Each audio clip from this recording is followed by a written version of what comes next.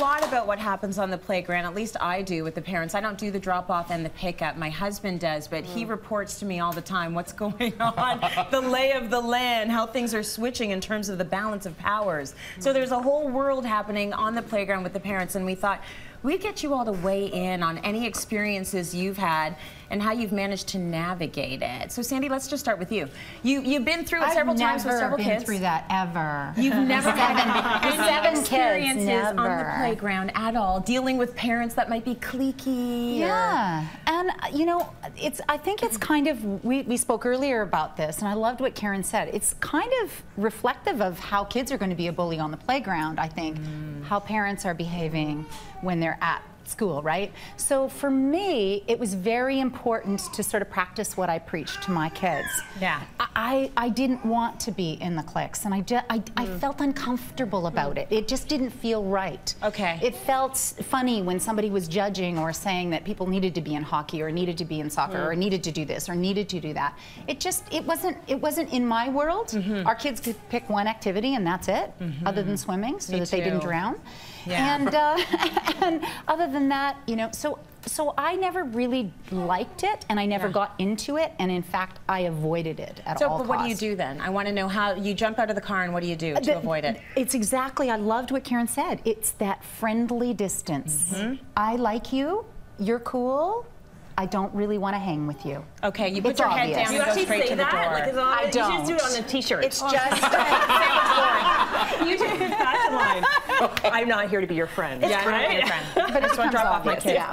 Okay, Suze, how about you? Experiences dealing with the playground politics of parents? Well, you know, I think that talking about the mirror thing, I was raised by a mom who walked that perfect tightrope between the pavement and the sand. And I think that a really important point you spoke to was that little pictures have big ears. So I try to channel my inner yogi if there is that negativity and be like, you know what?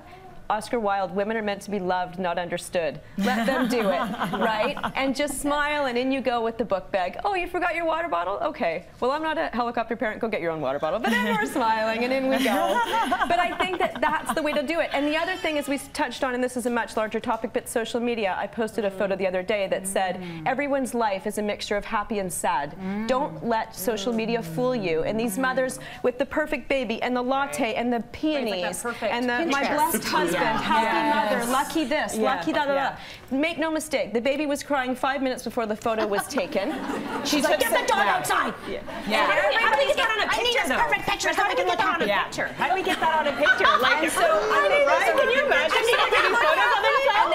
And there's a Cheerio against the white couch. It's serious, and it's like, you know, how do we do it? Mirrors, and we are living in that gray area, right? Where it's like, well, you know, everything's great. So, I mean, I see it, I knock through it, we all understand that, but I think that when you're young and you're a mom, you're vulnerable, you look out there, you're trying to keep up, you want to be relevant to your friends, you want to be sexy for your husband, you want to be relatable to your children.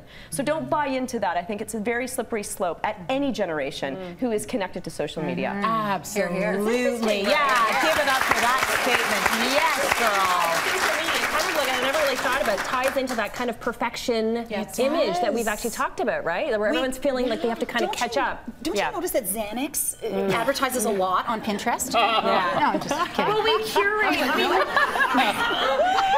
curate our life. We curate the pictures that we want to reflect our life. So should we and that's what we happen on social media. We're not taking close-ups of our zits and putting it on. But maybe we should. Maybe we should. We're not taking close-ups of the snot coming out of our kids' nose as they cry so hard that their face is shaking and red.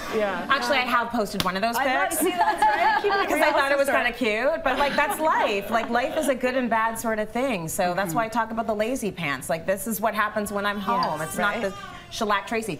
Okay, so Derek, what would your experiences be hanging out with parental types, maybe even in the dog park? Yeah, I was going to say, for me, it's more the dog park. But I see it in my friends that are parents. And I agree with everything that the ladies have said here. First of all, be real. Be real. And I mean, you know, we said, and I love doing the Disney cruise with you because we were with however many people on that ship. We weren't all dolled up like we are here. We don't look like this. She does not look like this. I don't look like this.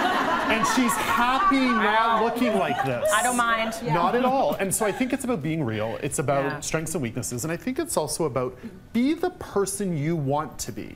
Yeah. I don't want to be that person. I actually, in my life, fired 2 of my friends because I didn't like who I was around them. No criticism of them. That's not who I want to be. And so I think sometimes it's about look inward. Don't worry about what everybody else is doing. Be who you are. Accept your strengths. Accept your weaknesses. Yeah. If you like me, great. If you don't, that's fine. That's I'm cool. okay. Yeah. And it. surround yourself with the people that you want to be with. And I absolutely agree. Quality over quantity when it comes to your friends. Yeah. I find that's something that's different at this age. Yeah. Right? What age? Well, I mean, at 25. Listen, guys, great tips.